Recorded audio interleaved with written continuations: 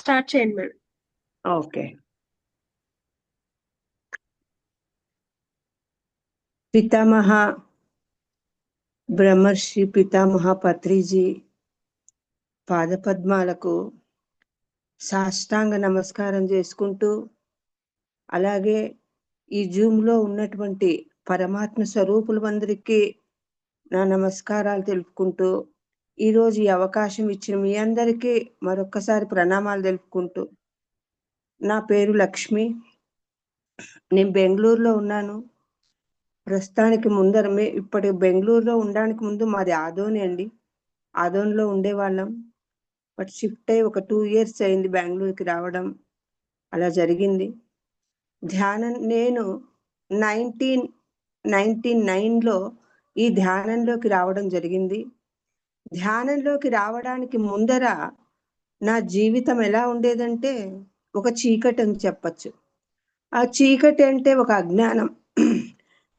ఎలా అంటే ప్రతిదీ ధ్యానంలోకి రాకముందు భర్త రాంగు, పిల్లలు రాంగు, తల్లిదండ్రులు రాంగు, అంటే ఎవరు ఏం చేసినా కూడా నా లైఫ్లో ప్రతిదీ ఆ ఎదుటి వ్యక్తి రాంగుగానే ఉన్నాడు అని నా దృష్టి అలా ఉండేది.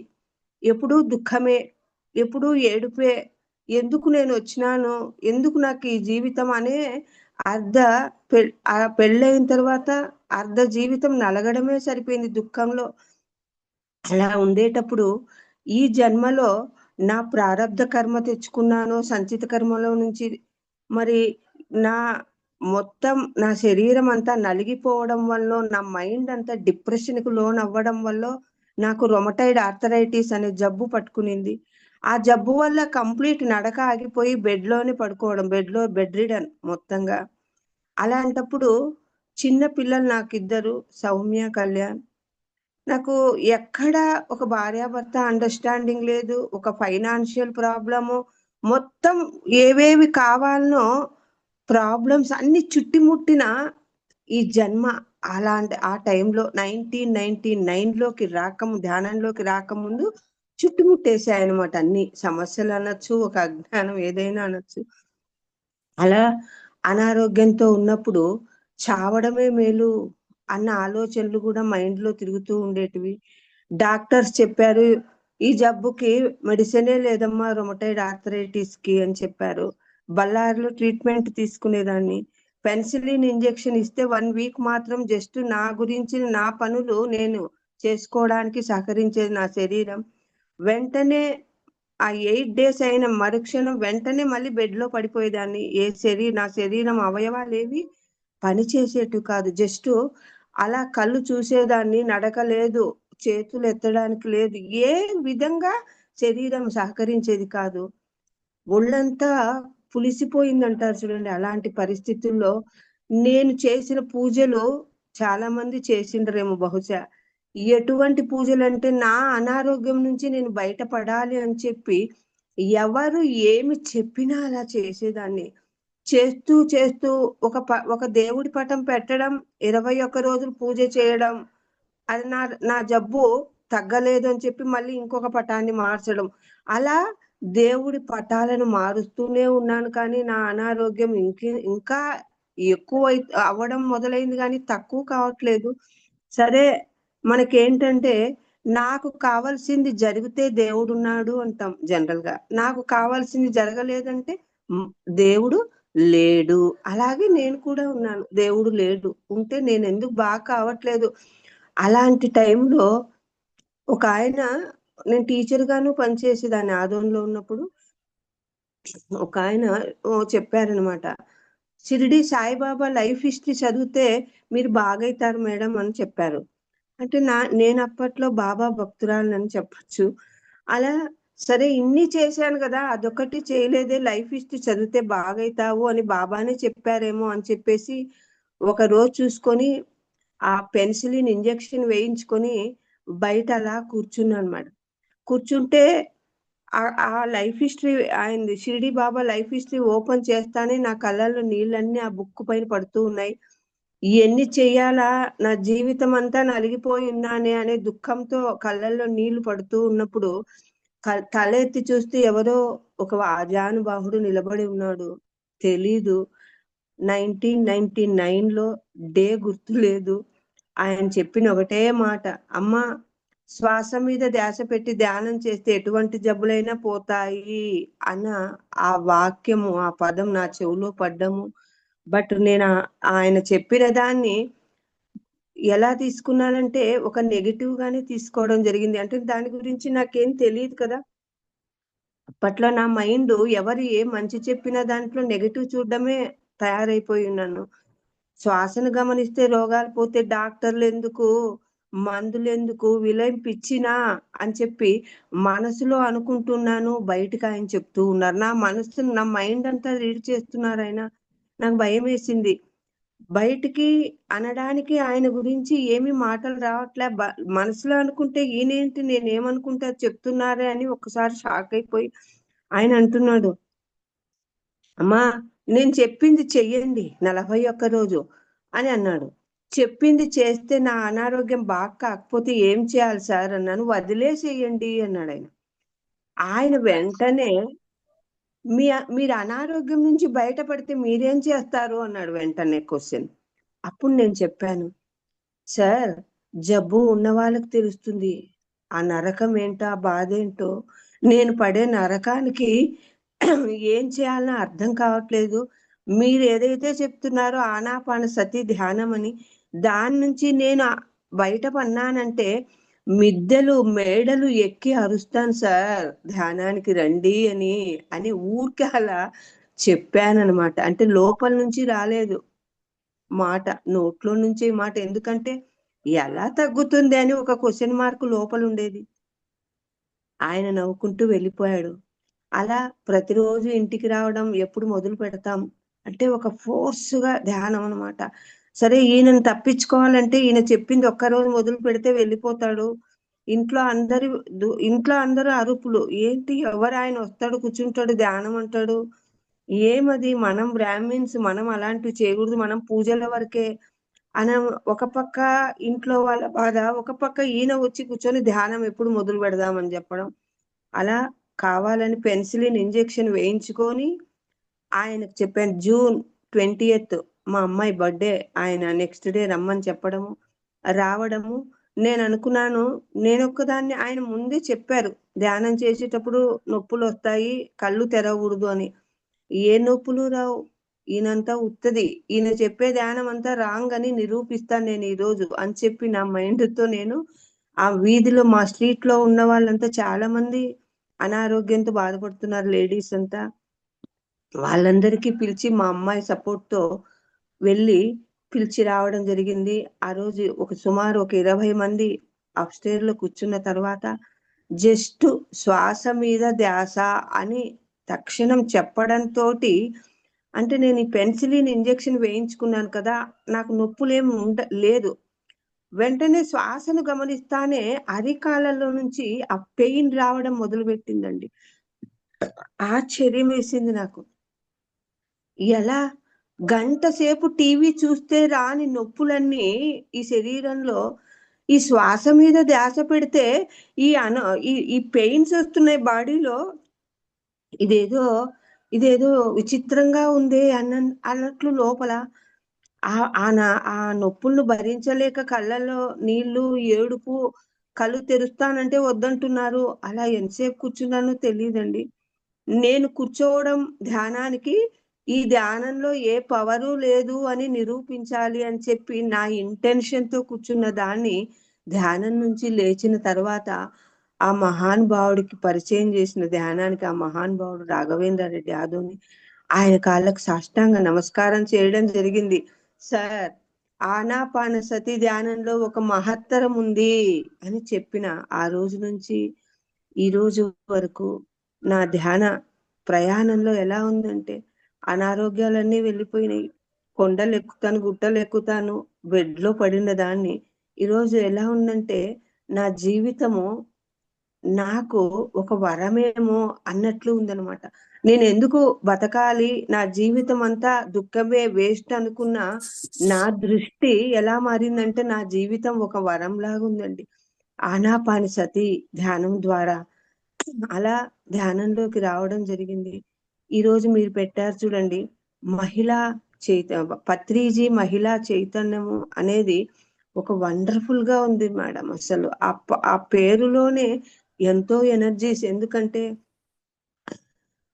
భూమండలంలో ఏ మనిషి దుఃఖపడకూడదు, ఏ జంతువు దుఃఖపడకూడదు అని చెప్పి భూమండలానికి దిగి వచ్చారండి గురువుగారు.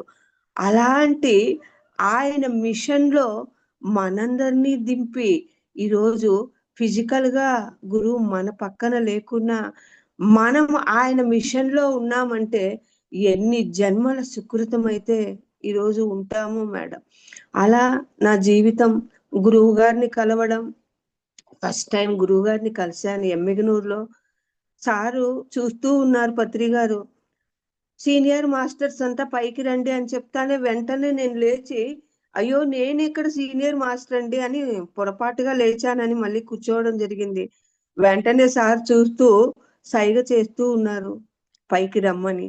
నేను వెనక్కి తిరిగి చూశాను, నేను కాదేమో అని, కానీ నన్నే అని చెప్పి, ఏంటి నన్ను పిలుస్తున్నారే గురువు గారు అని చెప్పి సరే వెళ్ళాను.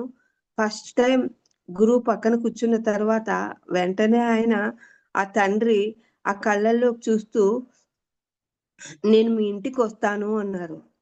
ఆ మాట నాకు భయం వేసింది. ఎందుకంటే గురువు గారి గురించి అప్పుడే వినింటాం కదా మనం ధ్యానంలోకి వచ్చాక, అరుస్తారు, కొడతారు తప్పు చేస్తే అని. నాకు భయం వేసింది. ప్రేమ్నాథ్ సార్ ఉన్నారు పక్కనే, ఇలా తల ఊపమన్నారు, ఊపాను. మీ ఇంట్లో 1 సంవత్సరం ఉంటాను అన్నారు. నాకు ఇంకా అయిపోయింది, ఒళ్ళంతా నీరు కారడమే. సంవత్సరం ఎలా భరించాలి పత్రిజీ అంట గురువు గారిని. అలా అనుకున్నప్పుడు మళ్ళీ తల ఊపండి అన్నట్టు సైగ చేశారు ప్రేమనాథ్ సార్. మళ్ళీ అలా అన్న తర్వాత ఇంకా నా మనసులో లేదండి. ఎలా సార్ వస్తారు? అలా ఆయన ఏ రోజైతే నేను మీ ఇంటికి వస్తాను, సంవత్సరం ఉంటాను అన్న మాట నేను మర్చిపోయాను. కానీ మా ఇంటికి వచ్చారు పత్రిజీ ఫిజికల్ గా ఉన్నప్పుడు. అలా వచ్చి వెళ్ళిపోయిన తర్వాత కొన్నాళ్లకు ఒక ఘర్షణ. నేను అనారోగ్యంగా బాగున్నాను, కానీ ఇంట్లో వాళ్ళు నాకు రిస్ట్రిక్షన్ చేసేవాళ్ళు, ధ్యానానికి వెళ్ళకూడదు, పోకూడదు అని చెప్పేసి. అలా ఉన్నప్పుడు కోపంతో ఒకసారి టెర్రస్ పైన కూర్చొని, మా అమ్మాయి మా అబ్బాయి పక్కన కూర్చున్నారు. పత్రిజీ నాకు ధ్యానం అంటే మహా ఇష్టం కదా, నన్ను ఇంట్లో రిస్ట్రిక్ట్ చేస్తున్నారు, ఎక్కడికి వెళ్ళనివ్వడం లేదు, నేనేం చేయాలి, నా పరిస్థితి ఏమని చెప్పి ఒక కోపంగా అలా పైకి చూస్తూ అరుస్తూ ఉన్నప్పుడు నా లోపల నుంచి ఏదో వెళ్తూ ఉన్నట్లు, మళ్ళీ లోపలికి ఏదో వస్తూ ఉన్నట్లు ఆ ఫీలింగ్ నేను గమనిస్తూ ఉన్నాను. అలా ఆ రోజు మొదలైన నా జీవితం, నా మాట మంత్రం అయింది. ఇంట్లో నేను ఏది చెప్తే అది వినాల్సిందే అనమాట. నా ధ్యానానికి ఎవరు అడ్డు రాకూడదు అంటే ఓకే, అడ్డు వచ్చేవాళ్ళు కాదు. అప్పుడు తర్వాత అర్థమైంది. ఎందుకంటే ఒక వాయిస్, ఒక కమాండింగ్ లో వచ్చేదండి. నాకు అలా జరిగేటప్పుడు సరే, ఆ ఆ మాటతోటి, ఆ మాట మంత్రమై నేనేం చెప్పినా నా దారికి ఎవరు అడ్డు చెప్పేవాళ్ళు కాదు. అలా జీవితం మొదలైన తర్వాత ఇంట్లో నాకు ఎలా ఉండేదంటే, అడ్డు చెప్పే వాళ్ళందరూ బయటకు వెళ్ళిపోవడం, ఎవరంతకు వాళ్ళు సపరేట్ గా కావడం, మా మామగారు బాడీ వెకేట్ చేయడం, అలా కొన్ని మార్పులు చాలా ఫాస్ట్ గా జరగడం మొదలైంది. అలా నా జీవితం ఆ ధ్యాన ప్రయాణంలో ఇప్పటి వరకు అలా సాగుతూ ఉండింది. ఆ సాగే ప్రయాణంలో ఎన్నో నేర్చుకోవడం, ఎన్నో సరిదిద్దుకోవడం, ఎంతమందినో గమనించడం, ఆ జరుగుతూ ఉన్న కార్యక్రమాలలోనే ఈరోజు మీరు నాకు అవకాశం ఇవ్వడం జరిగింది.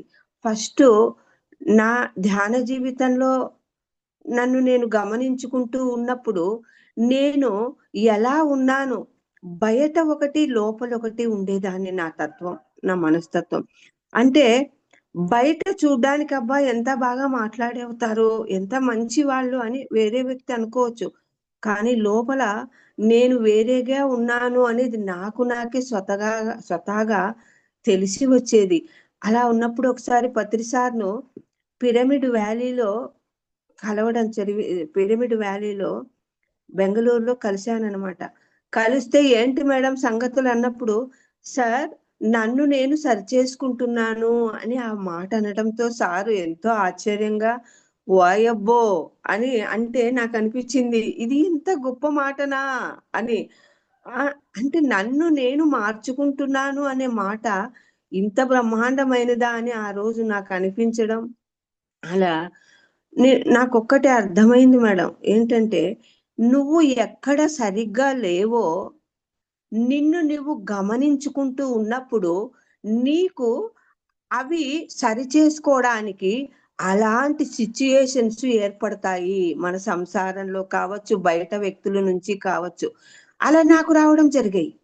ఎక్కడ నేను సరిగ్గా లేను అని జస్ట్ నాకు అనిపిస్తే అలాంటి ఆ సమయంలో ఎవరో ఒకరు అనడమో, కోపం తెప్పియడమో, నా ఈగోను హర్ట్ చేయడమో, అలాంటి వ్యక్తుల దగ్గర నేను ఉండడం జరుగుతూ ఉండేది.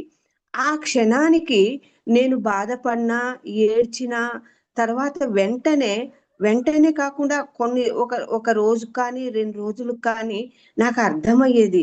అరే! సెల్ఫ్ చెకింగ్ జరగాలి అన్నారు గదా గురువుగారు. ఆ సెల్ఫ్ చెకింగ్ జరిగేటప్పుడు నన్ను నేను మార్చుకుంటాను అని నాకు నేను చెప్పుకున్నప్పుడు, మరి వాళ్ళు ఎంత పర్ఫెక్ట్‌గా నా గురించి ఎత్తి చూపుతున్నారే, "నువ్విలా ఉన్నావు. నీలో ఈ కోపం ఉంది. నీలో ఈ అహంకారం ఉంది" అని చెప్పి ఎదుటి వ్యక్తి ద్వారా తెలుస్తుంది. కానీ మన లోపల ఉండే ఈ అజ్ఞానము ఎదుటి వ్యక్తి నుంచే బయటపడుతుంది కదా అని నాకు అర్థం అవ్వడం మొదలయ్యిందనమాట. అలా అంత ఈజీ కాదు కదా. 2 డేసో, 3 డేసో అలా ఏడ్చేదాన్ని. మళ్ళీ మొ అది అర్థమయ్యేది నాకు. నాకనిపించేదెప్పుడు, ఆ క్షణంలో నాకు అర్థం కావాలి కదా! ఇలా 2 రోజులు, 3 రోజులు, ఒక వారం నేను బాధపడిన తర్వాత నేను రియలైజ్ అయితున్నానే. ఇదెలా అనేది నాకనిపిచ్చేదనమాట. అప్పుడు ప్రేమనాథ్ సార్‌తో అడిగాను ఒకసారి. సార్ ఇది నాకు రాంగ్ అని కొన్నాళ్ళ తర్వాత తెలుస్తుంది. ఆ క్షణానికి నేను రియలైజ్ అయ్యి, ఆ క్షణానికి నాకు అవేర్ కావాలని తెలియట్లేదు. ఎలా సార్ దీని గురించి అన్నప్పుడు ఆయనన్నారు ఒక మాట. మేడం మొదట్లో ఫస్టు మీకలా అనిపిస్తుంది. కొన్నాళ్ళు అనుభవిస్తారు. ఆ అనుభవించడంలో కొన్ని రోజులొస్తుంది. తర్వాత ఒక రోజుకొస్తుంది. తర్వాత ఒక ఆ క్షణంలో అవేర్‌నెస్ రావడానికి కొన్నాళ్ళు అలా జరుగుతాయి. వెంటనే ఆ అవేర్‌నెస్ రాదు కదా అని చెప్పడంతో అది రైట్ అనిపిచ్చింది మేడం.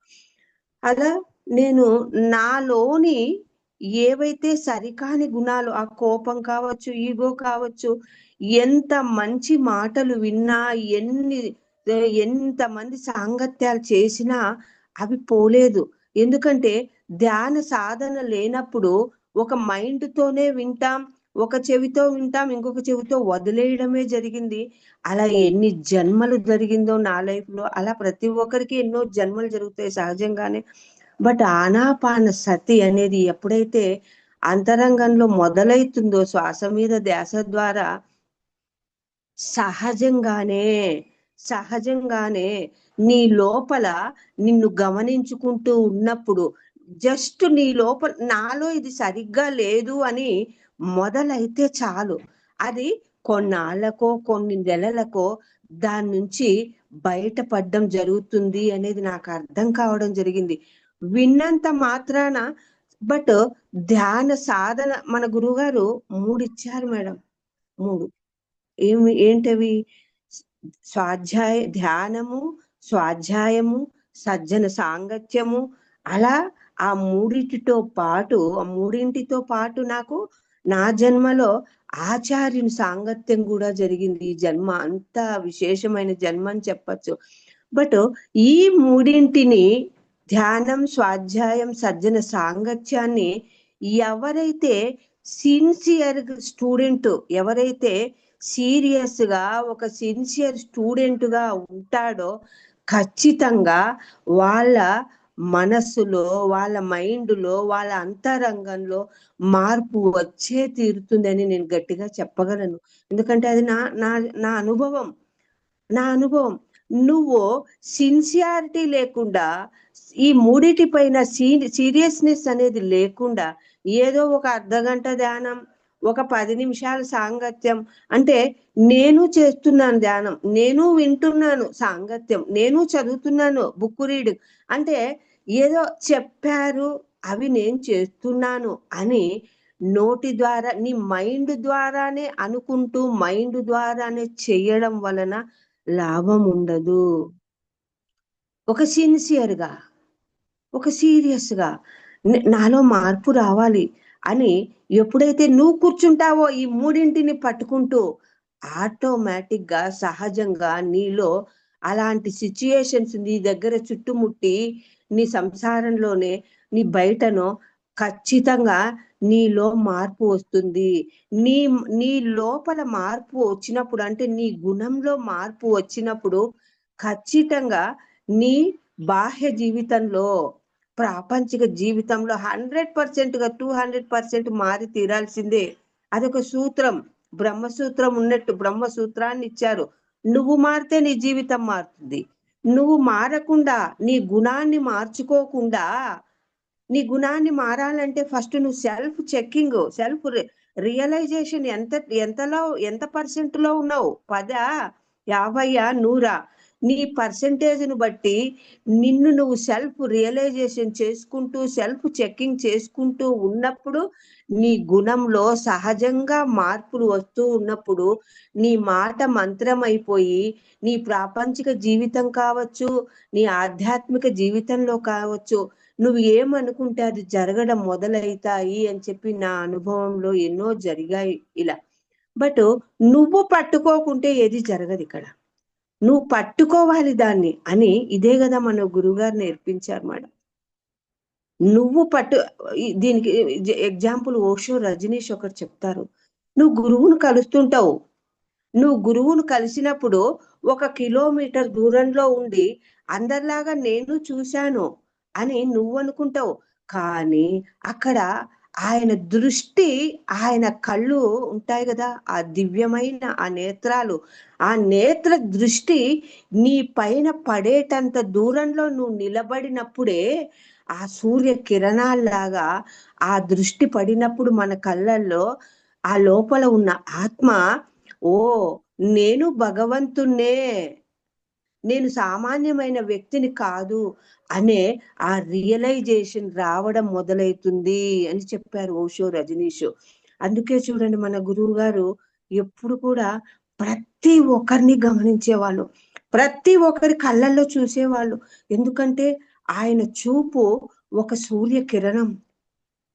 సూర్యకిరణము, సూర్యుడు వచ్చినప్పుడు సూర్యకిరణాలు నాకు నేను ఇక్కడే పోతాను అక్కడే పోతాననే ఉండదు కదా.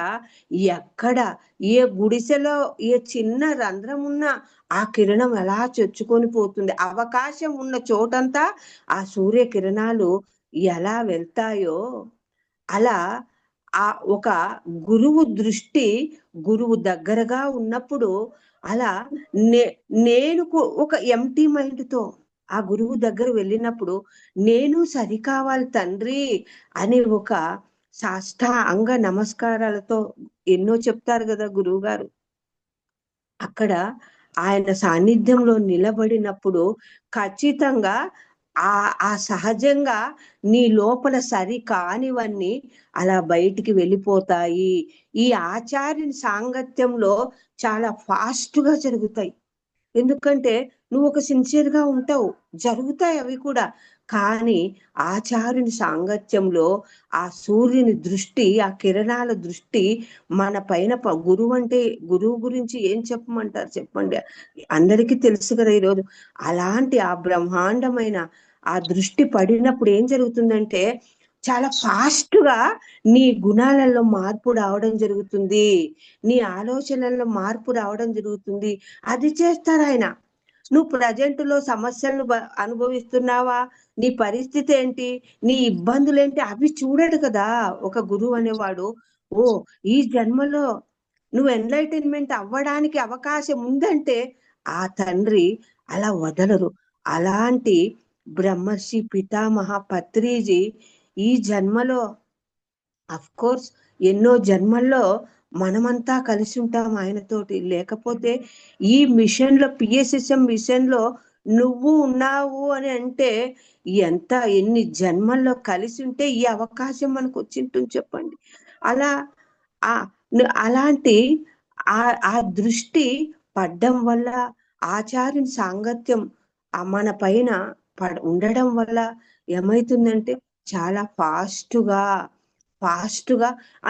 ఈ విషయానికి చెప్పారు పత్రిజీ ఒకసారి.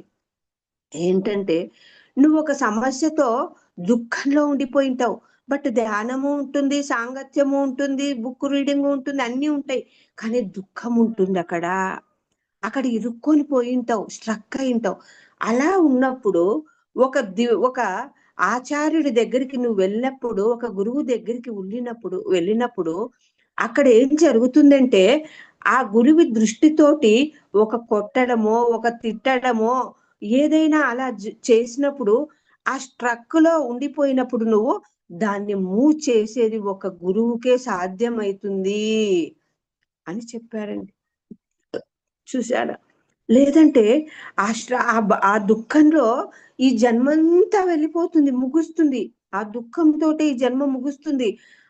అందుకే గురువు ఎక్కడుంటే అక్కడ మేము మా జీవితంలో కలిసే వాళ్ళం.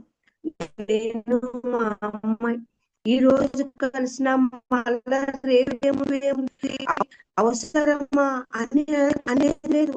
ఈ రోజు ఇది జరిగింది, ఆయన దృష్టిలో రేపేం జరుగుతుందో బట్ ఏమి తెలియకుండానే ఆ తన్మయత్వంతో ఆ గురువు ఇంకే మన గురువు దగ్గర మనం ఇంకేమైనా అడిగేది ఉంది అక్కడ. ఎందుకంటే ఆయన ఒక అగ్నిలాగా ఉంటారు. ఆ అగ్ని దగ్గర కూర్చుంటే చాలా అవకాశం అది కదా. ఆ అవకాశాన్ని మన శరీరంలో ఉన్న ఆత్మని మనమే తీసుకెళ్లి ఆ అగ్ని గుండం దగ్గర కూర్చోబెట్టే అవకాశము ఈ జన్మలో మాకు దక్కింది మేడం. అలా నాకు తెలిసి ఎన్ని జన్మల కర్మలో ఎంతో దుఃఖంలో కొట్టుకొని పోయేదాను. అలాంటిది ఆయన కొట్టేవారు, అరిచేవాళ్ళు, తిట్టేవాళ్ళు, నాకు అర్థమయ్యేది కాదు. బట్ ఒకసారి ఒక ఎక్స్పీరియన్స్ జరిగింది గురువు గారితోటి. ఒకసారి కర్నూలుకి మారం శివప్రసాద్ సారు వాళ్ళ అబ్బాయి షాప్ ఓపెనింగ్ చేస్తూ ఉన్నారని చెప్పేసి గురువుగారు రావడం జరిగింది, పితామహ గారు. అక్కడికి మేము వెళ్ళాం ఆదోన్ నుంచి. వస్తానే సారు నా లోపల ఎలా ఉండేదంటే, అప్పటి వరకు మా అమ్మాయి చాలా చెప్పేది గురువు అంటే అలా అని. ఆ చెప్పే వరకు ఆ ఫీలింగ్ లో ఉండేదాన్ని. ఆ చెప్పేది అయిపోయిన తర్వాత మళ్ళా నా లోపల ఏమీ ఉండేది కాదు, నాకు అర్థమయ్యేది కాదు. ఏమిది అనేది నాలో నేను సతమతం అయ్యేదాన్ని. వచ్చారు వచ్చేటప్పటికి పత్రిజీ అందరం లైన్ లో నిలబడినాం కదా, అక్కడ ఆ పక్క ఈ పక్క లైన్లు తీసి అబ్బో గురువు వచ్చేస్తున్నారు. ఆయన వచ్చేసిన తర్వాత మళ్ళీ ఏముండేది కాదు. నాకు ఎందుకు ఇది జరుగుతూ ఉంది అని చెప్పి, సరే గురువు వచ్చారు. లోపలికి వచ్చిన తర్వాత వాళ్ళ అబ్బాయిని పట్టుకొని సార్ ఒక మాట అన్నారు. ధ్యానం ఆ అబ్బాయిని పట్టుకొని సారు ఏమన్నారంటే, ఏమయ్యా ఏంటి సంగతులు అన్నప్పుడు, ధ్యానం చేస్తున్నాను సార్. సరే ధ్యానం చేస్తున్నావు, డబ్బులు బాగా సంపాదించు, ₹1,00,00,000 సంపాదించు, మనకు కావాలి కదా, పిఎస్ఎస్ఎం కు కావాలి కదా, డబ్బు కావాలి కదా భూమండలం పైన అని అంటాను. వెంటనే నా లోపల ఒక ప్రశ్న, అబ్బో ఈయన అంటారు గాని, పత్రికారు అంటారు గాని ₹1,00,00,000 ఎక్కడొస్తాయి అని నా లోపల వెంటనే ఒక ప్రశ్న. ఆ ప్రశ్న అలా అనిపించిన వెంటనే సారికి ఎన్నిసార్లు ఏంటి సంగతులు మేడం, ఏంటి సంగతులు మేడం అని అడుగుతున్నారు పత్రిజీ. నాకైతే ఏం చెప్పాలనో అర్థం కాదు. సరే అప్పటికి అయిపోయింది సార్ స్పీచ్ అంతా. వెళ్ళిపోయేటప్పుడు భోజనాలు జరిగి ఆ తట్ట క్లీన్ చేసుకొని తిరిగితే వెనకలున్నారు పత్రి గారు, గురువు గారు. వెంటనే నా లోపల భయం మొదలైంది. ఈ మాట వచ్చింది కదా, ఈ థాట్ వచ్చింది కదా, అంటారు కానీ అంత తొందరగా జరగదులే అనే థాట్ మొదలైనప్పటి నుంచి నాకు భయం లోపల పత్రిసార్లు చూడాలంటే భయం రావడం మొదలైంది. అప్పుడు వెంటనే సారు అందరికీ అక్కడ షేక్ హ్యాండ్ ఇస్తున్నారు, హగ్గిస్తున్నారు. నా వైపు చూసి అలా చూసి ఒక 3-4 మినిట్స్ చూసి వెళ్ళిపోయారు. ఒక షేక్ హ్యాండ్ ఇవ్వలేదు. నాకు ఇంక దుఃఖం మొదలైంది.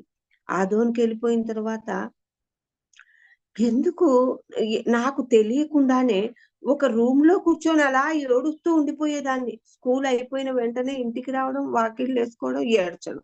అర్థమయ్యేది కాదు నాకు. అలా ఏడ్చి ఏడ్చి ఒక 3-4 డేస్ అయిన తర్వాత బయట కూర్చున్నాను. ఆరు బయట కూర్చున్నప్పుడు ఎవ్వరూ లేరు. సీరియల్స్ టైం ఏమో అప్పుడు. ఆ చెట్టు కింద, వేప చెట్టు కింద కూర్చున్నప్పుడు నా లోపల నుంచి ఒక వాయిస్ రావడం మొదలైంది. ఆ ఏంటి మేడం అనేటప్పటికి భయం వేసింది. ఆ ఆ నువ్వు అంటానే జరిగిపోతాయా అన్నట్టున్నావు కదా, ఆ థాట్ లో ఉన్నావా అనేటప్పటికి కళ్ళు మూసేసుకున్నాను, 2 చేతులు. భయంగా ఉంది, లేయడానికి లేదు శక్తి.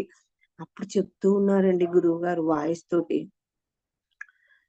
ఒక మైసూర్ పాకు పక్కింటి ఆవిడ చేసి దాని రుచి నువ్వు చూస్తే, ఎవరైనా దాని గురించి అడిగితే నువ్వేం చెప్పగలవు? కొలతలా?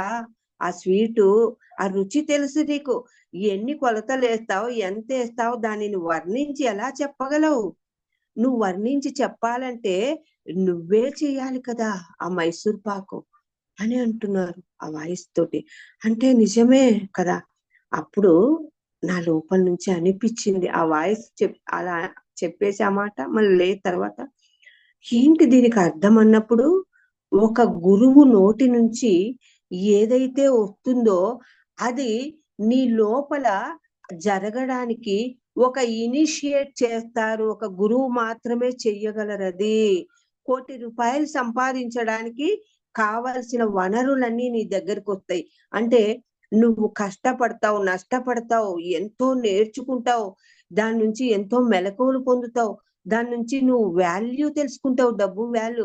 దాన్ని ఎలా దాచిపెట్టాలి, దాన్ని ఎలా ఖర్చు పెట్టాలి, దేనికి ఇవ్వాలి, దేనికి ఇవ్వకూడదు, ప్రతి ఒక్కటి తెలుసుకుంటావు నీ అనుభవంతో. ఆ ఇనిషియేట్ చేసిన ఆ గురువు మాత్రమే చేసిన ఆ ఇనిషియేటివ్ వల్ల నీకు అనుభవంతో నువ్వు నేర్చుకోవడం జరుగుతుంది. అప్పుడు నీ దగ్గరికి ఎవరైనా వచ్చినప్పుడు బిజినెస్ గురించి గాని, డబ్బు గురించి గాని చెప్పినప్పుడు, నీ అనుభవ జ్ఞానంతో నువ్వు చెప్పినప్పుడు ఎదుటి వ్యక్తికి కూడా టచ్ అవుతుంది అని నా లోపల అనిపించిన తర్వాత, ఓమ్మో ఎంత జరుగుతుందా, ఒక గురువు మాట పొర్లుపోకుండా జరుగుతుందా అని 1 వీక్ తర్వాత మేము పిరమిడ్ వ్యాలీకి మళ్ళా రావడం జరిగింది. వస్తూనే ఆ తండ్రి, ఆ పితామహ అలా చూస్తూ వంటశాలలో ఉన్నారండి అప్పుడు ఆ రోజు. ఒక మాట అన్నారు వెంటనే, మేడం మీరు ఆమెకి ఎదుటి ఆ పక్కనున్న ఆవిడికి క్లాస్ చెప్పండి అన్నారు. అంతవరకు నేనంటే కోపము, నేనంటే నేను ఒక రకంగా ఏదో ఆయన నేర్పిస్తుంటారు కదా, ఆత్మకు సరిచేస్తుంటారు కదా, అలా ఉన్న నేను ఆ ఎక్స్పీరియన్స్ తోటి, ఆ అనుభవం తోటి వెళ్ళిన తక్షణమే చెప్పిన మాట, పక్కన ఆవిడకు క్లాసు చెప్పండి అంటూనే నా కళ్ళల్లో నీళ్లు ఆగలేదు మేడం. చూసారా ఎంత జరుగుతుంది ఒక గురువు ముఖాంతరంగా.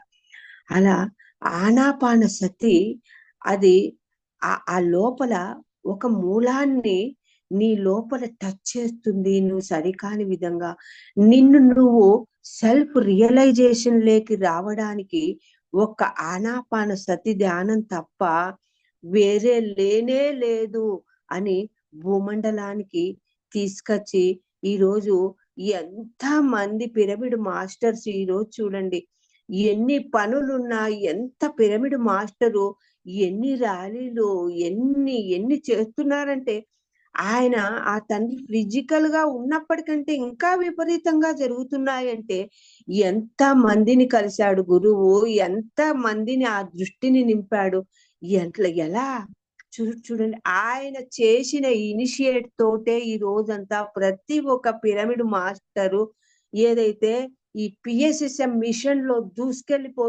పోతూ తనని తాను మార్చుకుంటూ సెల్ఫ్ రియలైజేషన్ అవుతూ సెల్ఫ్ చెకింగ్ చేసుకుంటూ ఉన్నాడంటే ఆ తండ్రి దృష్టి పడింది కాబట్టే మనము అలా అంత ఈజీగా చేసుకుంటూ వెళ్తున్నాం స్పిరిచువాలిటీలో.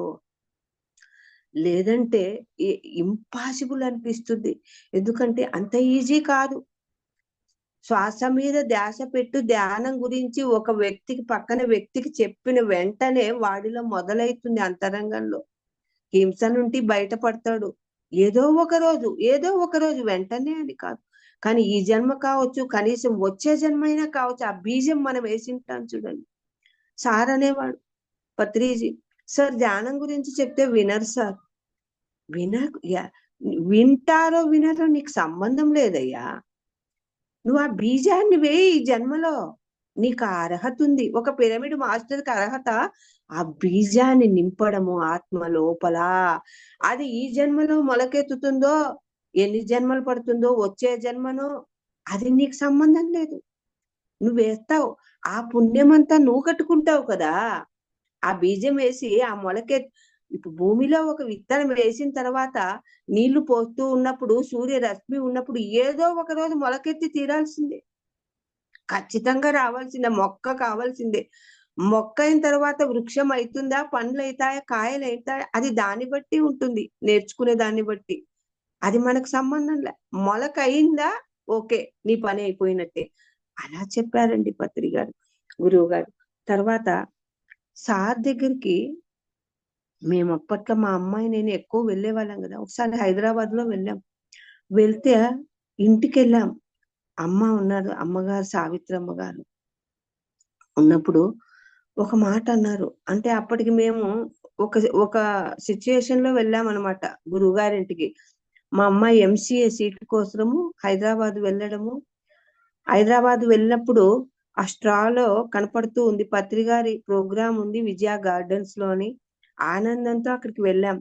ఆ క్లాస్ అయిన తర్వాత కిందకు వచ్చి, ఇక్కడేంటి మీరున్నారు అని అడిగారు. సార్ ఎంసీఏ సీట్ కోసం మా అమ్మాయి కోసం నేను మా అమ్మాయి రావడం జరిగింది అంటే, వెంటనే అలానా అని మా అమ్మాయిని పట్టుకొని, నీకు సీట్ ఎక్కడ కావాలా అని అడిగారు. అంతా జనాలు ఎంతో మంది ఉన్నారు గుంపు. అబ్బో, సార్ అడుగుతున్నారే సీట్ ఎక్కడ కావాలా అని. నాకు హైదరాబాద్ లో సీట్ కావాలండి. అయితే ఓకే, ఇచ్చేస్తాను సీటు అన్నాడు గురుగారు. ఇంకా అని మా ఇంటికి రేపు మీరు రావాలి అని కన్నడంలో, తెలుగులో, హిందీలో, ఇంగ్లీష్ లో చెప్పారు. అలా రావాలి మా ఇంటికి అని.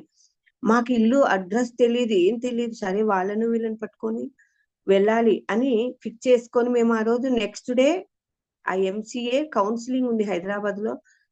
మాకేమనిపించింది, పత్రిజీ గురువు గారు చెప్పేశారు కదా హైదరాబాద్ లో ఫిక్సింగ్ గా అయిపోయింది, ఇంకా ఏం కౌన్సిలింగ్ చేస్తాడు వాడు. అలా ఆ మైండ్ సెట్ తో వెళ్ళాం. అక్కడికి వెళ్తే గందరగోళంగా, అర్థం కావట్లే మనకు ఆ జనంలో ఏం చేయాలనో. ఒక ఆయన కూర్చున్నాడు కౌన్సిలింగ్ కూర్చొని, మీకు సీటు మీరు అనుకునింది రాలేదు, ఇక్కడ వేరేది వస్తుంది అన్నారు అనంతపూర్ లో.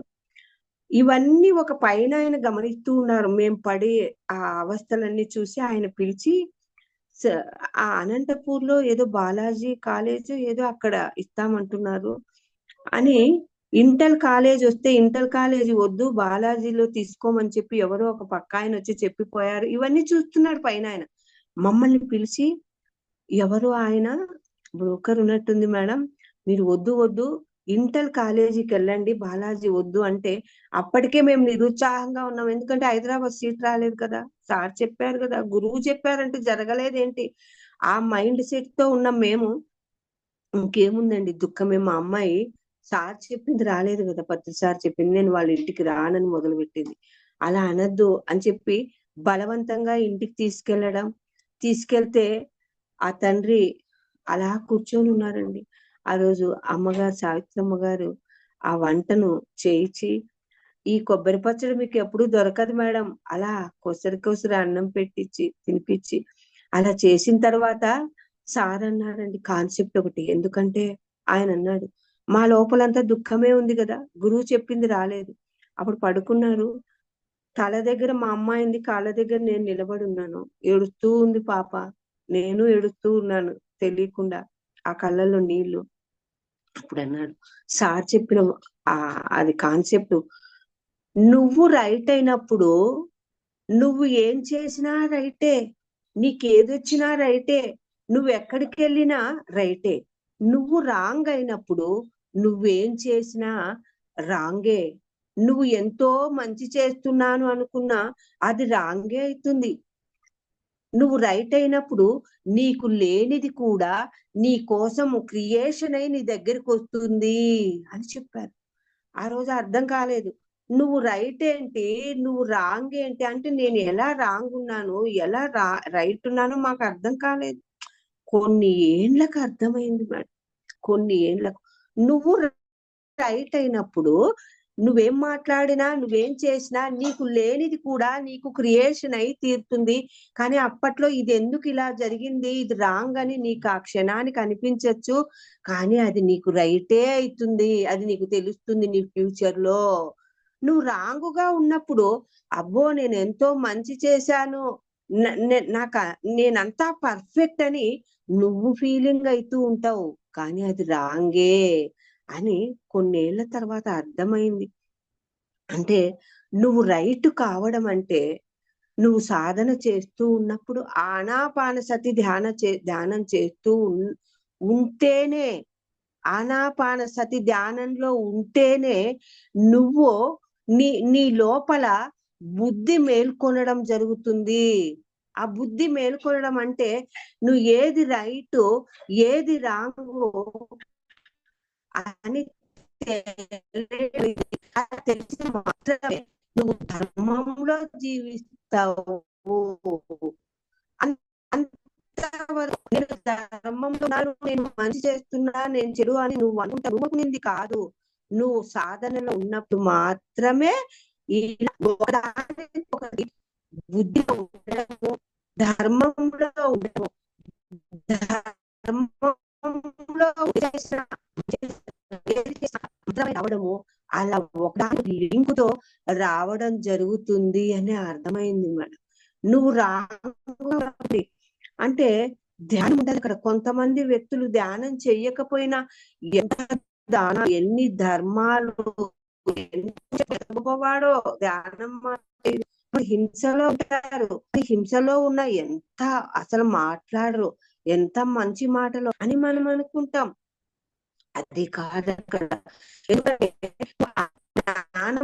నీకు ఆత్మలో ఆ దైవ శక్తి నింపడం లేదు, వెళ్ళడం లేదు, బ్రహ్మరంధ్రం ద్వారా ధ్యానం ద్వారా లేదు అన్నప్పుడు నీవు టెంపరవరీగా నాకు కావాలి అని ఒక ఎక్స్పెక్టేషన్ తో నువ్వు చేస్తుంటావు. కానీ నేను చేశాను, దానం చేశాను, నాకు ఇంకొకరు చెయ్యాలి, నేను ఈ ధర్మంలో ఉన్నాను, నాకు కూడా ఇంకొకరు అంటే ఇంకొకరు చెయ్యాలి నాకు కూడా అని ఎక్స్పెక్టేషన్ తో చేసే కర్మలన్నీ నువ్వు అనుకున్నట్లు నువ్వు రైట్ గా ఉండడం కాదు.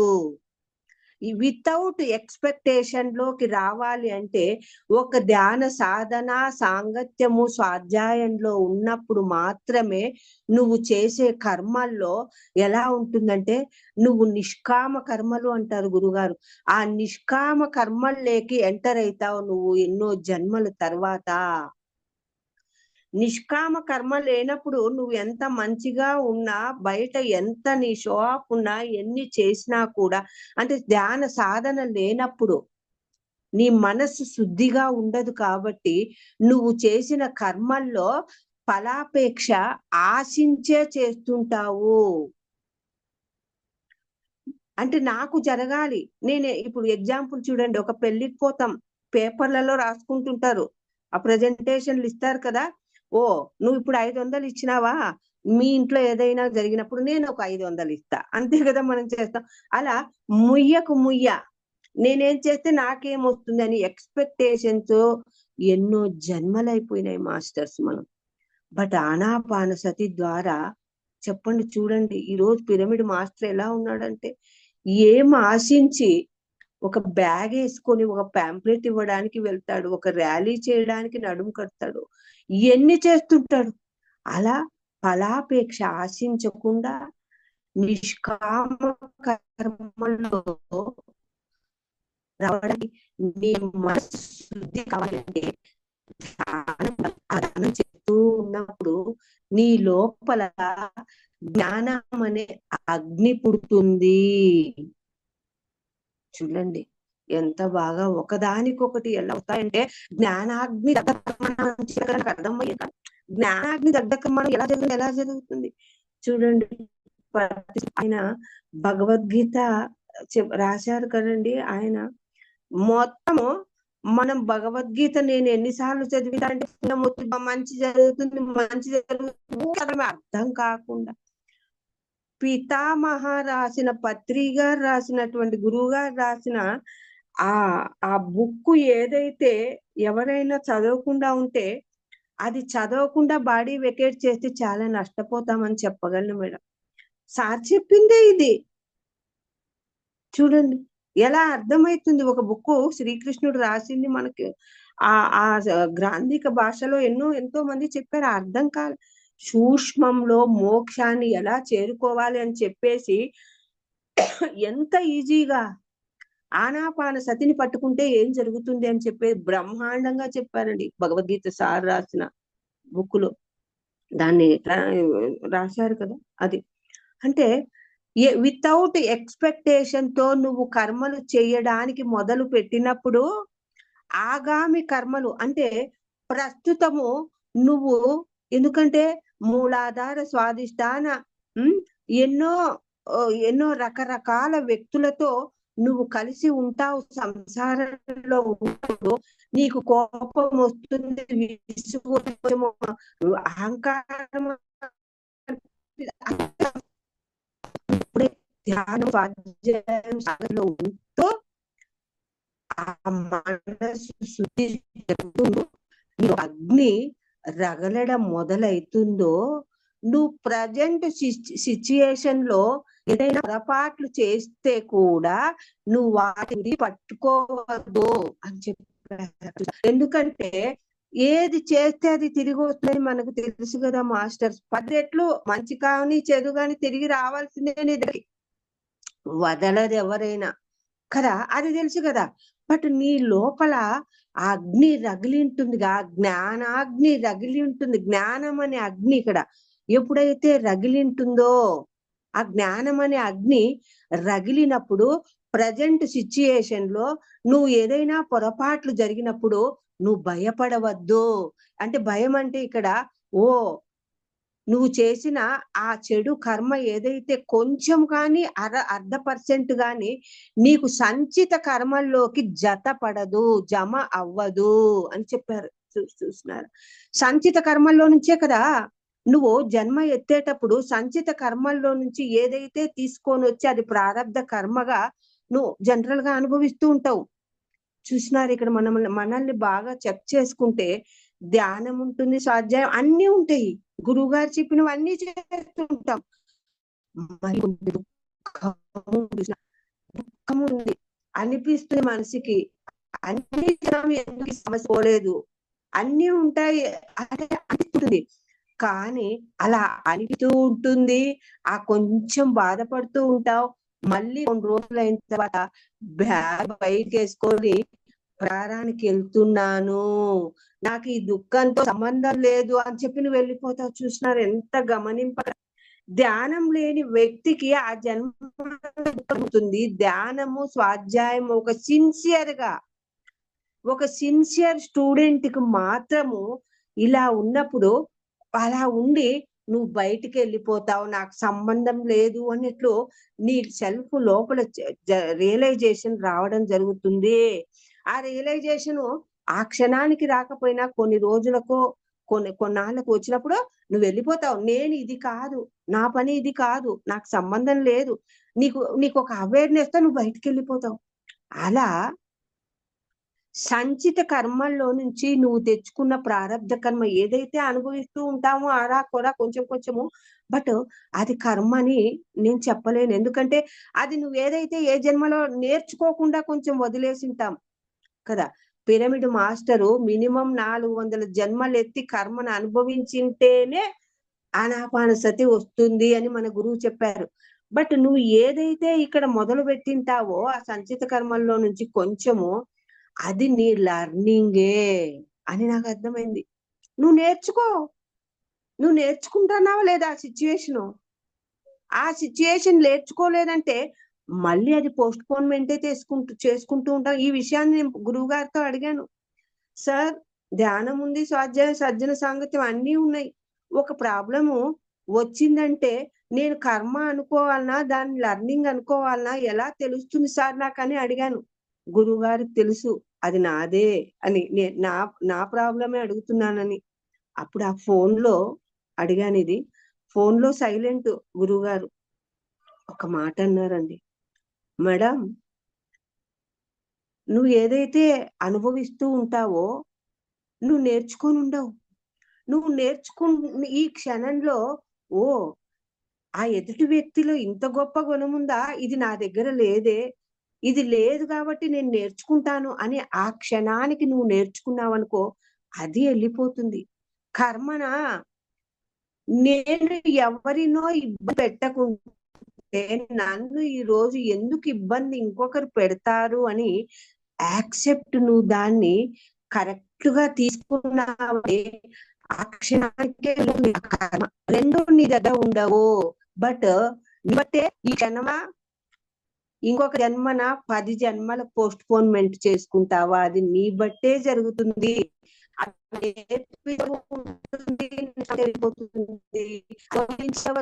కర్మ అయితే యాక్సెప్ట్ ఎలా చేస్తున్నావు, అది వెళ్ళిపోతుంది. అలా ప్రారంధ కర్మ ఏదైతే నువ్వు తెచ్చుకున్నావు, అక్కడ జ్ఞానం రగిలి ఉంది, నా లోపల రగిలి ఉంటుంది అనుకోండి. మనసు శుద్ధి అయినప్పుడు మాత్రమే జ్ఞానం అనే అగ్ని రగులుతుంది. ఆగామి కర్మలో నువ్వు చేసినట్టు ఏమి నువ్వు భయపడద్దు అన్నాడు. భయం ఉంటుంది కదా మేడం. స్పిరిచువాలిటీలో ఎవరైతే సిన్సియర్ గా వెళ్తూ ఉంటారో చాలా భయంగా ఉంటాడు. ఎందుకంటే ఏ చేసినా నాకే రిటర్న్ వస్తుంది కదా అని ఒక అవేర్నెస్ తో భయపడుతూ ఉంటాడు. భయం అంటే కదా. స్పిరిచువాలిటీలో ఉన్న వ్యక్తి ఇంకొక వ్యక్తిని అనవసరంగా ఇంటర్ఫేర్ కావాలంటే భయపడతాడు, టచ్ కావాలంటే భయపడతాడు.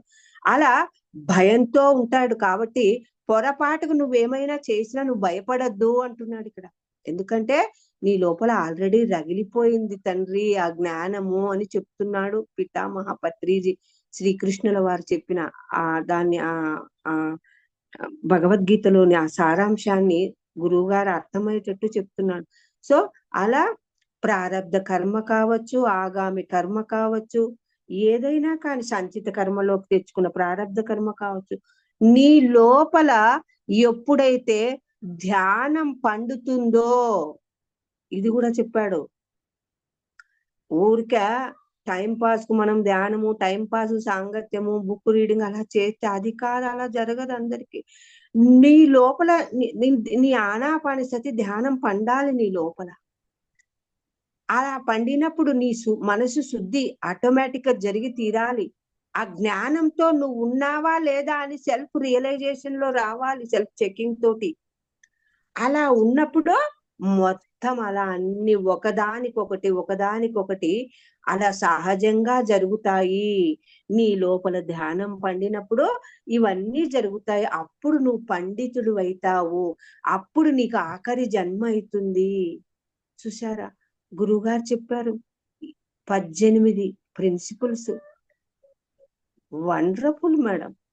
అలాంటి దానిలో నేనున్నానా లేదా? అన్నిట్లో ఉండం, కొన్నిట్లో ఉండం, కొన్నిట్లో ఉంటాం. అది భయపడాల్సిన పనిలే. బట్ నీకు అవేర్నెస్ ఉందా లేదా అనేదే ఇంపార్టెంట్. చెప్తారు ఒక బుక్ లో ఓషో, నువ్వు గమనించినావంటే చాలు, అది వెళ్ళిపోతుంది. ఆ గమనించడానికే జన్మలు పడుతుంది. ఓ నాలో ఇది సరికానిది ఉందే అనే గమనిస్తే చాలు, అది సహజంగా వెళ్ళిపోతుంది. ఆ సిచ్యుయేషన్స్ వచ్చి నిన్ను బయటికి తోసేస్తుంది లోపల ఉన్నదాన్ని. ఎంత వండర్ఫుల్ చెప్పండి. నేను అలా ఉండాలా, నేను ఇలా ఉంటాను, నీకు అది పెడతాను, నీకు అది జరగదని చెప్పారు సార్ గురువు గారు. చెప్పారు అడ్డదారులలో వెళ్తూ ఉంటే, అడ్డదారులను పట్టుకుంటే, అడ్డదారిలో అర్ధదారిలో వదిలేస్తే మన పరిస్థితి మళ్ళీ ఎన్ని జన్మలు ఎత్తాలి. పత్రిసార్ చెప్పారు ఏమనంటే ఒక విషయం, ఎంతో మంది యోగులు వచ్చారు, ఎన్లైటన్మెంట్ అయిన వాళ్ళు వచ్చారు. ఎన్లైటన్మెంట్ లో పర్సెంటేజ్లు ఉంటాయి కదా, 10% అయిన వాళ్ళు ఉంటారు, 50% అయిన వాళ్ళు ఉంటారు. అలా ఒక్కొక్కరు ఎన్ని పర్సెంటేజ్లు అయి వస్తారో భూమి పైకి వాళ్ళకు తెలిసింది మాత్రమే చెప్తూ వెళ్తుంటారు. అంటే అక్కడ మనం గమనించాల్సింది కంప్లీట్నెస్ అనేది ఉండదు అక్కడ. వాళ్ళకి ఎంత తెలుసో, ఎన్ని పాయింట్స్ తెలుసో ఒక ఎన్లైటన్మెంట్ కావడానికి అంతే చెప్పారు, వాళ్ళకి అంతే అనుభవం. కానీ పితామహ పత్రిజీ 100% ఎన్లైటన్మెంట్ నువ్వు కావడానికి సర్వము ఇచ్చిపోయాడు మాస్టర్స్ భూమండలం పైన. ఇప్పుడు దీన్ని పట్టుకో, ఇంకా ఏముందండి, ఎవరు ఏం చెప్పినా దేన్ని పట్టుకోవాలి, మొత్తం ఇచ్చారు ఆయన. నువ్వు కావడానికి, నువ్వు భూమండలానికి రాకుండా ఉండడానికి, ఆఖరి జన్మ కావడానికి నువ్వు ఎలా ఉండాలి, ఏం తినాలి, ఏం తినకూడదు, ఎలా చూడాలి, నీ దృష్టి ఎలా మార్చుకోవాలి, సర్వము ఇచ్చాడు. వీటన్నిటితో నువ్వు నీ బాడీ వెకేట్ చేసినావంటే 100% సత్యలోక ద్వారాలు అని మధ్యలో వచ్చిన వాళ్ళను అది ఇది అడ్డలు ఉన్నాయని పట్టుకుంటే ఏమి జరగదు. ఏం జరుగుతుంది, మళ్ళా రావాలి. అంతే కదా గురువు. చాలు, ఎన్ని జన్మలు అవుతావని సమస్తము భూమండలానికి ఇచ్చిపోయారు. దాన్ని పట్టుకోకుండా పక్కన వాళ్ళను తప్పని చెప్పట్లేదు మాస్టర్స్. సర్వము తెలిసిన ఒక మహానుభావుడు భూమండలానికి మొత్తం అందించిపోయారు ఈ రోజు పిఎస్ఎస్ఎం అనే మిషన్ లో. నువ్వు దాన్ని పట్టుకోకుండా షార్టెస్ట్ పీరియడ్ లో నేను ఎన్లైటన్మెంట్ కావాలని పక్కదారులు జరిగి తొక్కితే మాత్రము పప్పులో కాలేసినట్లయితుంది. దయచేసి షార్ట్ కట్లు లేవని చెప్పారు గురువు గారు. No shortcut. Shortcut ఉంటే ఎందుకండి ఇంతగా కళ్ళు మూయమంటాడు, ఎందుకు ఇంత ధ్యానాలు చేయమంటాడు, ఆయన చెప్పలేరా? ఎందుకు ఇంత కష్టపెడతాడు అందరినీ కదా. సో టైం అయిపోయింది. లాస్ట్ లో గురువు గారు చెప్పింది ఒకే మాట చెప్పేసి ఎండింగ్ చేస్తాను మేడం. గురువు గారు ఒకసారి మేము పిరమిడ్ వ్యాలీకి వెళ్ళాము. వెళ్తే అక్కడ సార్ క్రికెట్ ఆడుతూ ఉన్నాడు చూసి వచ్చారా అన్నారు. అలా గుంపు నిలబడినప్పుడు స్కూటర్ మీద కూర్చున్నారు. స్కూటర్ మీద నువ్వు దిగు అన్నారు ముందు కూర్చున్న అమ్మాయిని, మేడం. ఆమె దిగుతానే అందరూ చూస్తాం కదండి గురువు గారి పక్కన ఎవరిని పిలుస్తారు అని చెప్పి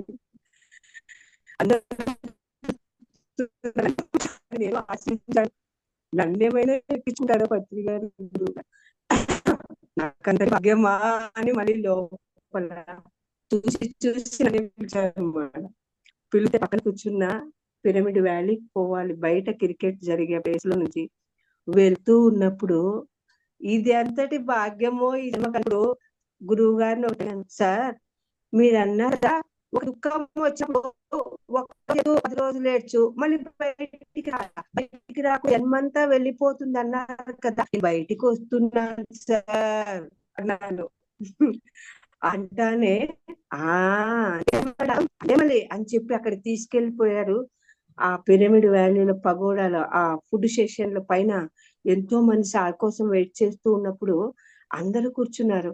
అప్పుడు ఒక ప్రశ్న వేశారు గురువు గారు, మీకు కలర్స్ అంటే ఇష్టమా, డిమ్ కలర్ ఇష్టమా, రకరకాల కలర్స్ అంటే ఇష్టమా అని అడిగారు. సార్ డిమ్ కలర్ ఏం బాగుంటుంది, రకరకాల బ్యూటిఫుల్ కలర్స్ చాలా బాగుంటాయి కదా అని అందరు ఇదే మాటే అన్నారు. అంటే అప్పుడు అన్నారు, అవునయ్యా పైలోకాలలో డిమ్ కలరు బ్రైట్ కలర్ లేదు, ఒకటే కలర్ ఉంది. భూమండలం పైనే అయ్యా బ్యూటిఫుల్ రకరకాల కలర్స్, చెప్పనలవి కాని కలర్స్ ఉన్నాయి భూమండలం పైన. అంటే ఎవరికీ అర్థం కాలే.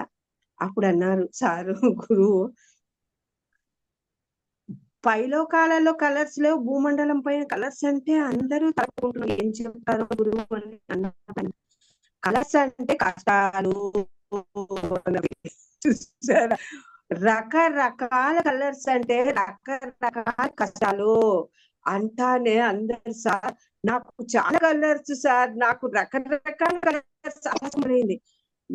ఎవరికి ఎన్ని రకాల కలర్స్ ఉంటాయో వాళ్ళు చాలా గ్రేట్ మాస్టర్స్ అయ్యా అన్నారు ఆ రోజు. సార్ నాకు చాలా కలర్స్, చాలా కలర్స్ కలర్స్ అంటే కలర్స్ అని చెప్పి ఎంత గొప్ప మాట.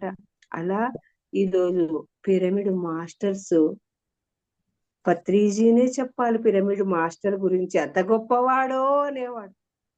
సంసారంలో ఉంటాడు, నిర్వాణంలో ఉంటాడు, ర్యాలీలు చేస్తాడు, సమస్తము చేస్తాడు. అందుకే గురువు పిరమిడ్ మాస్టర్స్ గురించి గురువే చెప్పాలి.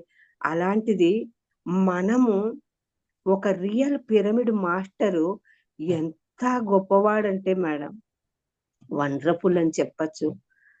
పత్రిజీ మహిళా శక్తి అనే పెట్టి దీన్ని ఇలా ముందుకు నడిపిస్తూ ఎంతో మంది రియలైజ్ అవుతూ నాకు ఈరోజు అవకాశం ఇచ్చిన మేడం సుష్మా మేడం గారికి అందరికీ మేడం ధన్యవాదాలు తెలుపుకుంటున్నాను. Thank you very much madam.